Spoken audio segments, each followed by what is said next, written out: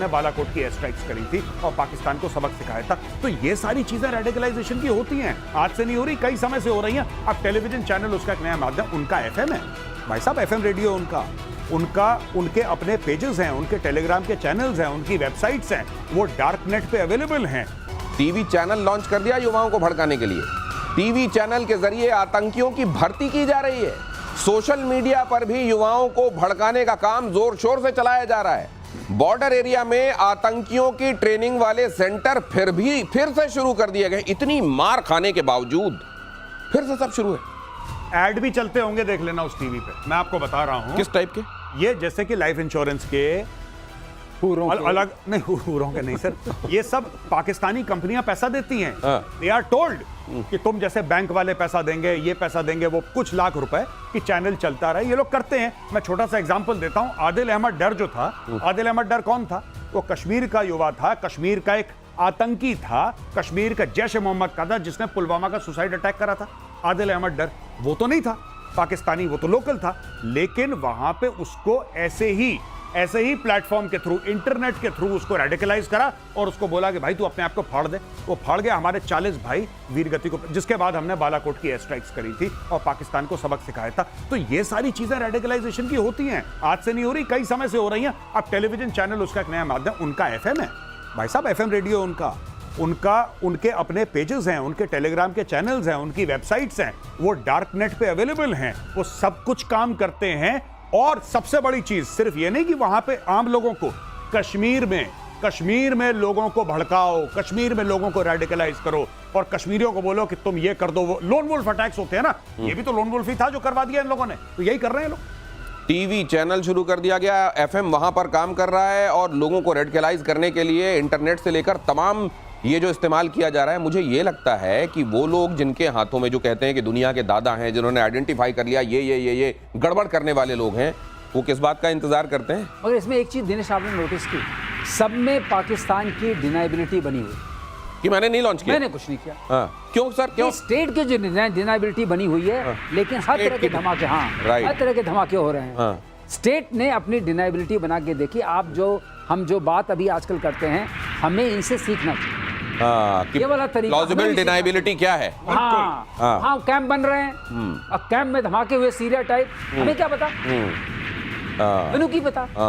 तो वे अगर जब तक आप नहीं करेंगे, ये चीज सीखना, दुश्मन से सीखना चाहिए। मतलब आप ये कह रहे हैं कि पाकिस्तान में अज्ञात बंदूकधारियों को और एक्टिव होना चाहिए? बहुत एक्टिव होना चाहिए। बंदूक से काम नहीं चलेगा, अब धमाकों से काम चलेगा, क्योंकि कैंप बड़े बड़े हैं। मैं तो कह रहा हूँ पाकिस्तान के अंदर ही, जैसे लश्कर ए तैयबा है, आप एक दूसरा ग्रुप पाकिस्तान के अंदर खड़ा कर दीजिए जो पाकिस्तान को सॉर्ट आउट करे, अंदर ही लड़ मरे। क्योंकि पाकिस्तान में तो जज्बे वाली कौम है और हथियार इनका जेवर है। ये लोग खुद कहते हैं हथियार हमारा जेवर है, तो जेवर है तो वेरी गुड। आपको कुछ नहीं करना, आपको एक ग्रुप को फंड करना है जो पाकिस्तान के अंदर है। पाकिस्तान के अंदर आपने ग्रुप कर दिया और वो ग्रुप इनको ठोकता रहे 24 घंटे। No unknown gunman, known gunman होने दो इस बार, नोन। तो वहां पर चल तो रहा है, मतलब नुमाइश तो चलिए, जैसा आप कहते हैं कि डिस्प्ले करके लोग कहते हैं, तो टीटीपी वगैरह डिस्प्ले कर तो रहे हैं कि जेवर पहनाने का मादा हम में है? नहीं, वो कह रहे हैं कि लेकिन टीटीपी के जो ऑपरेशंस हैं, ठीक है ना, और टीटीपी के जो ऑपरेशंस हैं वो खैबर पख्तूनख्वा में हैं। बलोच के ऑपरेशंस, बीएलए के ऑपरेशंस जो हैं, they are limited to generally, उसके बाहर भी हुए पर जनरली बलोचिस्तान में हैं। लेकिन पंजाब अभी तक महफूज है। और ये जितनी भी बदमाशियां होती हैं भारत के खिलाफ और दुनिया भर के खिलाफ, ये पाकिस्तानी पंजाब में होती हैं। जब तक इनको लाहौर में ये महफूज अपने आप को महसूस करेगा, मैं वर्ड लाहौर यूज कर रहा हूं, मैं मुरीदके की बात और बहावलपुर की बात नहीं कर रहा, मैं लाहौर की बात कर रहा हूं। जब तक ये लोग लाहौर में महफूज हैं, तब तक पाकिस्तान ऐसी बदमाशियां करता रहेगा। लाहौर का इलाज होना जरूरी है। अब सवाल ये है कि अगर ये हो रहा है, क्या किसी भी, ये अगर डिनाइबिलिटी के दायरे में आता है, तो इसको कम से कम वर्ल्ड फ्रेटर्निटी के सामने इस तरीके से पेश नहीं किया जा सकता क्या कि देखिए पाकिस्तान ये गड़बड़ियां तक कर रहा है? मास कम्युनिकेशंस के जो साधन होते हैं वो मास किलिंग के साधन बनाए जा रहे हैं। दिनेश, हम लोगों ने कितनी बार एविडेंस दिए हैं, 26/11 का एविडेंस। तो आप ये कह रहे हैं सर कि डिनाइबिलिटी हो ना हो, फर्क क्या पड़ता है पाकिस्तान को? फर्क कुछ नहीं पड़ता है। इसलिए आपको एविडेंस नहीं देना है, आपको जज बनना है, आपको फैसला देना है। लेकिन फैसला देकर जो आप कार्रवाई करेंगे, जो पॉज के टाइम में वो ऐसी होनी चाहिए कि डिनाइबिलिटी आपकी भी स्टेट की बनी रहे। तो क्या इन लोगों के इलाज के संदर्भ में मेजर गौरव आर्य जी, डूरंड लाइन वाला मसला भी क्या एक बड़ा मसला है? बहुत बड़ा मसला है। क्या किया जा सकता है उसमें? और आपको पता हो ड्यूरंड लाइन की सबसे खूबसूरत बात क्या है? चाहे वो कम्युनिस्ट हो, नजीबुल्ला जैसा, चाहे इनका राजा हो, चाहे वो तालिबान हो, चाहे अहमद करजाई हो, कोई भी अफगान ड्यूरंड लाइन के इस तरफ वाला या उस तरफ वाला, पाकिस्तान वाला या अफगानिस्तान वाला, ये ड्यूरंड लाइन को नहीं मानते हैं। ये आपके लिए गोल्ड माइन है, गोल्ड माइन है आपके लिए। और मैं सिर्फ ड्यूरंड लाइन की क्यों बात कर रहा हूं? पाकिस्तान के अंदर इस्लाम के 72 फिरके हैं, 72 फिरके, और हर एक फिरका दूसरे को काफिर बोलता है। आपके लिए गोल्ड माइन है। बताइए, ये हाल है क्या? वो सारे के सारे मैक्सिमम लोग, मैक्सिमम, सॉरी माफी चाहूंगा बीच में बोल रहा हूं, मैक्सिमम पाकिस्तानी बरेलवी हैं। बरेली कहां है? उत्तर प्रदेश में। कम पाकिस्तानी जो हैं वो देवबंदी हैं। देवबंद कहां है? सहारनपुर, उत्तर प्रदेश में। आपके पास इतना बड़ा मौका है, चाहें तो पाकिस्तान धू धू कर सकते हैं अगर आप चाहें तो। ये तार कहां से आप पकड़कर पूरे पाकिस्तान को हिला सकते हैं, ये प्रतिशोध इस बारे में लगातार बात कर रहा है। और अगली खबर देखिए, पाकिस्तान की मुनीर फौज पर एक और बड़ी आफत आ गई है। अब उत्तरी वजीरिस्तान में सेना पर अटैक हो रहे हैं। सेना के काफिले पर टीटीपी का हमला तहरीके तालिबान ने किया। आईईडी ब्लास्ट, जरा देख लीजिए ये तस्वीर भी, ये लाल दायरा जो हम आपको दिखा रहे हैं, इस पर देखिए यहाँ हो गई हैप्पी दिवाली इनकी। लेकिन सर ये तो हर दिन आप कह रहे हैं कि ये तो मरवाने के लिए ही लगता है अपने लोगों को, यहाँ पर ये आर्मी भेज रही है। ये वो लोग हैं जिनकी पोस्टिंग नहीं हो पाई दिनेश भाई। अच्छा, तो पैसे नहीं दे पाए, जिनके रिश्तेदार पाकिस्तानी आर्मी के एमएस ब्रांच में नहीं है, जिनका कोई बड़ा बुजुर्ग पोजीशन ऑफ पावर में नहीं है, वो धमाके की जद में आते हैं। यही काम बलूचिस्तान में हो रहा है। अब यही काम टीटीपी ने शुरू कर दिया। एकदम देखिए सिटिंग डक जैसा। और ये ना तो जैसा आप कहते हैं कि ना तो रोड ओपनिंग पार्टी दिखाई दे रही है। एक अकेली गाड़ी क्यों? अकेली गाड़ी देखिए, ये एक अकेली गाड़ी चल क्यों रही है? मुझे एक बात समझ में नहीं आ रही। तो ये भी वैसे स्किट्स जैसा आप कह रहे हैं, बिल्कुल उसी तरीके से निशाना यहाँ लगाओ टाइप से है। ये देखिए, ये अब देखिए, सुनिए, सिंपल सी बात है। जब भी चलती है फौज ना, फौज कॉन्वॉय में चलती है दोस्तों। 10-15 गाड़ियां होती हैं, एक लीडिंग व्हीकल होती है, एक पीछे से गाड़ी होती है, और बीच में आपकी रोड ओपनिंग पार्टी होती है। यानी कि जो हाइट है, हाइट्स को ऑक्यूपाई करती है road opening party. Road opening party metal detector लेके पूरे रोड को छानती है, कहीं पे बॉम्ब तो नहीं लगाया है, कहीं पे कुछ आईईडी तो नहीं लगाए, एक एक चीज को सैनिटाइज करती है, फिर वो रेडियो सेट पे बताती है ऑल क्लियर, तब जाके कॉन्वॉय मूव करता है। ये अकेली गाड़ी पता नहीं ऐसे जैसे कंपनी बाग में टहल रहे होंगे। अच्छा, एक बार हो गया, 2 बार हो गया, 10 बार हो गया, भैया कब बुद्धि आएगी तुम्हें? तुम डेली के डेली ऐसे ठोके जा रहे हो, कभी बलूचिस्तान में ठोके जा रहे हो, कभी खैबर पख्तूनख्वा में। ये आपस में बातचीत नहीं करते। एक व्हाट्सएप ग्रुप बना लो, तुम लोग सुनो मेरी बात, पाकिस्तानी फौजियों, एक व्हाट्सएप ग्रुप बनाओ कि इतने ठोके गए, अब तुम लोग ध्यान रखना आगे से। आपस में बातचीत ही कर, ये बात भी नहीं करते। कहीं ऐसा तो नहीं है कि खाने पीने के लाले पड़ रहे हैं, जनसंख्या इस तरीके से कुछ कम की जाए, रिसोर्सेज को कम लोगों में बांटा जाए? दिनेश, ये प्रतिशोध का अच्छा आपने तरीका निकाला कि कम करते जाओ, कम करते जाओ।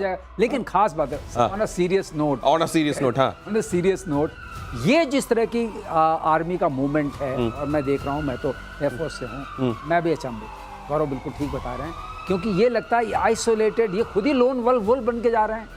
इसका मतलब यह है कि जो 3 चीज़ों से चलती है फौज, मैन, मशीन, मेथड्स, तीनों चीज़ें मिसिंग हैं। स्किल मैन की मिसिंग है, मशीन है नहीं कोई इस लायक, और मेथड है ही नहीं है। अगर ये मेथड नहीं है, आप कैसे कोई चीज़ जंग जीत सकते हैं? तो ये जिहादीपन जो घुस गया है, सिर्फ जिहादियों के सहारे अपनी पॉलिटिक्स को जिंदा रखना, अपनी फौज को जिंदा रखना, अपनी इकॉनमी के लिए भीख मांगना जिंदा रखना, अपनी यूएनएससी में पोजीशन जिंदा रखना, सिर्फ जिहादी, ये जब तक नहीं हटेगा, पाकिस्तान का भीख मांगना बंद नहीं हो सकता। मैं आपको जानता हूं। लेकिन भीख कौन? आसिम मुनीर तो भीख मांग नहीं रहा है। वहां के जो बड़े बड़े फौजी ऑफिसर्स हैं वो भीख नहीं मांग रहे हैं, और जो बेचारे उनके रंगरूट हैं वो देखिए किस तरीके से उड़ाए जा रहे हैं। आसिम मुनीर के बाद व्हाइट हाउस से अब शहबाज शरीफ को बुलावा आया। बहरहाल ये खबर देख लीजिए, शहबाज शरीफ जल्दी वॉशिंगटन जा सकते हैं। अमेरिकी विदेश विभाग ने पाकिस्तान डेलीगेशन के अमेरिका आने की बात कही। प्रतिशोध ने, जैसे ही आपको याद होगा, ये असीम मुनीर को वहां पर न्योता देकर और खाना खिलाए जाने की बात ये खबर के तौर पर सामने आई थी। प्रतिशोध में ये बात कहा गया था कि भाई ये है क्या डेमोक्रेसी का समर्थन करने वाला, पूरी दुनिया में डेमोक्रेसी का झंडा बरदार अपने आप को कहने वाला अमेरिका, कि वहां के एक फौजी ऑफिसर को बुलाकर वो लंच करा रहा है, और शायद अमेरिका में ये बात सुनी गई तो एक कठपुतली वहां की डेमोक्रेसी के नाम पर, एक मुखौटा वहां शहबाज शरीफ जो है उनको बुलाकर खुरचन खिलाई जा रही है। नहीं, मैं आपको बता रहा हूं, 2-3 जो असली माल है वो आसिम मुनीर के साथ डिस्कस हो चुका है।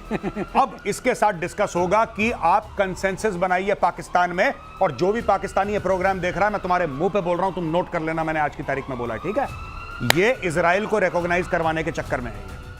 ये मैं आपको बता रहा हूं, ये इजराइल को, इनको धीरे से बोला जाएगा कि इजराइल के रिकॉग्निशन का प्रोसेस शुरू करो और इब्राहिम अकॉर्ड्स में तुम लोग शामिल हो जाओ, जिसको इब्राहिमी मुआहदे के तौर पे पाकिस्तान में, क्योंकि फिर इसमें जब आप इब्राहिमी बोलते हैं तो रिलीजियस ओवरटोन आ जाते हैं, तो उनको चूरन खिलाया जा रहा है। इब्राहिम अकॉर्ड्स का पार्ट बनो, ये अमेरिका प्रेशर डालना शुरू करे। मैं ये नहीं कह रहा कि ये सबके सामने रिवील हो जाएगा या कल उसका पार्ट बन जाएंगे, but this will happen. America will pressurise Pakistan to accept Israel, और ये लोग करेंगे सर के बल खड़े होकर। तो जो वहां के कट्टरपंथी उनको भी मंजूर होगा ये? गौरव ने क्या जबरदस्त बात की। अगर ये प्रेडिक्शन गौरव का सही आता है तो ये पूरे इतने सालों की जो कहते हैं ना जो उम्मा वाली चक्कर है उसका क्या होगा, लेकिन ये बात हो सकती है। मैं भी इस बात को सुनने तो अगर सर ये दिमाग में इजराइल को ये रिकॉग्नाइज करते हैं तो वो देश जो अजरबैजान को सबसे पहले दौड़ के जाके रिकॉग्नाइज किया था, वो इजराइल को रिकॉग्नाइज करेगा, कट्टरपंथी चुप बैठे रहेंगे वहां अंदर? अरे नहीं, बिल्कुल। आप सुनिए, मैं आपको एक बात बताता हूं, ये सारा उनको एक बात पता लग गई अमेरिकन को कि ये जो लाहौर पार्टी है पाकिस्तान की, इसको जहां पैसा दो वहां लेट जाती है। ये जमीन में कालीन बन जाते हैं, ओरिजिनल कालीन भैया यही है, ये जमीन पे लेट जाते हैं, जिसने डॉलर दिए ये जमीन पे कालीन बन जाते हैं। अब इनको ये बात पता है, जैसे मुनीर को खाना खिलाया तो मुनीर से कुछ लिया। मैं पाकिस्तानी हूं तो मैं बार बार कहता हूं, जब तुमसे गोरा हाथ मिलाता है तुम्हारे मुल्क में लाशें गिरती हैं, याद रखना।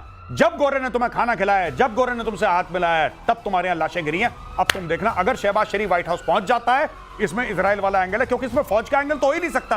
फौज का एंगल तो आसिम मुनीर के साथ डिस्कस हो चुका है, वो मैटर क्लोज्ड है। अब इसको बोलेंगे कि तुम करो। ये कालीन भैया के बाद अगली खबर देखिए। यूनाइटेड नेशन सिक्योरिटी काउंसिल की बैठक में भारत और पाकिस्तान में भिड़ंत। यूनाइटेड नेशन सिक्योरिटी काउंसिल की अध्यक्षता का बेजा फायदा उठा रहा है पाकिस्तान ने भारत पर आतंकवाद फैलाने का झूठा आरोप मढ़ा। भारतीय राजदूत ने यूनाइटेड नेशन सिक्योरिटी काउंसिल में खोली पाकिस्तान की पोल, पाकिस्तान को बताया आतंकवाद का सबसे बड़ा स्पॉन्सर देश। गजब बेशर्म और धूर्त देश है ये। बिल्कुल। और एक और मैं पाकिस्तानी कौम को मुबारकबाद पेश करना चाहता हूं। मुबारक हो आपको, अल्हम्दुलिल्लाह। इस साल यानी कि पिछले 12 महीने में आपने 26 अरब डॉलर का लोन लिया है। कॉन्ग्रेचुलेशंस। 26 अरब डॉलर खा गए ये लोग। भाई लोन जिसको मिलता है इसका मतलब कुछ उसकी हैसियत होती है। बिल्कुल। और आप ये बात नहीं समझ रहे हैं। हैसियत है ना, जमीन देने की हैसियत है, एयरपोर्ट देने की हैसियत है, जमीन और जमीर दोनों देने की हैसियत है। जमीन और जमीर का सौदा और दूसरों पर आरोप। देखिए वो देश जो पूरी दुनिया में, आप किसी को नींद से जगा के पूछिए कौन है आतंकवाद को पनपाने वाला देश, कोई भी नींद में बता देगा। वो देश कह रहा है भारत है आतंकवाद को पनपाने वाला और उसको आगे बढ़ाने वाला, पाकिस्तान कह रहा है। देखिए, और अमेरिका से झटके के बाद तुर्की ने यूनाइटेड किंगडम से मिलाया हाथ। यूरो फाइटर टाइफून खरीदने की तैयारी में तुर्की 40 फाइटर के लिए MOU साइन किए। अमेरिकी F-35 प्रोग्राम से बाहर हो चुका है तुर्की। मैं तो सोचता था कि वो भी मौसी का लड़का ही है यूके इस मामले में। अमेरिका का ये वहां जाके हथियार मांग रहा है, मिल जाएगा? नहीं, देखिए फाइनली अमेरिका ये देखेगा कि उसके इंटरेस्ट क्या हैं, और जब उसको ये पता लगेगा कि हाँ उसके इंटरेस्ट अलाइन है, तो अमेरिका, ये तो सवेरे की बात शाम को भूल जाता है ना डोनाल्ड ट्रंप, ये भूल जाएगा अगर उसको कन्वीनियंट लगेगा तो। कन्वीनियंट लगा तो भूल जाएगा सर। लेकिन एक बात है, यूरो टाइफून जो है ये नियरली 4th जनरेशन है, 4th प्लस। ये 5th जनरेशन नहीं। अच्छा। और स्टेल्थ भी नहीं। हमने बालाकोट की एयर स्ट्राइक्स करी थी और पाकिस्तान को सबक सिखाया था। तो ये सारी चीजें रेडिकलाइजेशन की होती हैं, आज से नहीं हो रही, कई समय से हो रही हैं। अब टेलीविजन चैनल उसका एक नया माध्यम, उनका FM है भाई साहब, FM रेडियो उनके अपने पेजेस हैं, उनके टेलीग्राम के चैनल्स हैं, उनकी वेबसाइट्स हैं, वो डार्क नेट पे अवेलेबल हैं।